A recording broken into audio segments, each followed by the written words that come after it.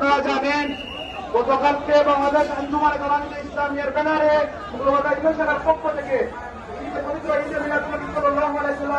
উদযাপন উপলক্ষে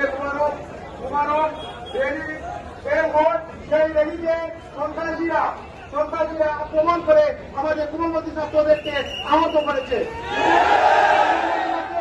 আমরা দেখেছি যে আমাদের যে সাংবাদিক বাড়ি ছিলেন সেই সাংবাদিক বাড়িকে আহত করা হয়েছে। এই তীব্র নিন্দা জ্ঞাপন করছি। আমরা সাথে সাথে বলতে চাই সেই সময় সেনাবাহিনী এবং ধন্যবাদ এসেছিলেন। আমরা প্রশাসনের কাছে জোর দাবি জানাচ্ছি, যারা এই র্যালির পর হামলা চালিয়েছেন, যারা যে দলের হোক না কেন তাদের উপযুক্ত বিচার আমরা দাবি করছি।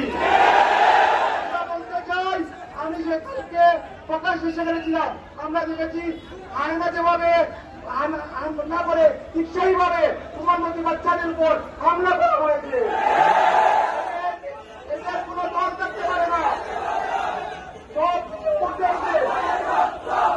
উঠে উঠে এদের বিচার আমরা দাবি করছি। আমরা বলতে চাই প্রশাসনের কাছে যে গতকালকে ঘটনা করেছে, আজ পর্যন্ত কোন আসামি এখনো গ্রেপ্তার হয়নি।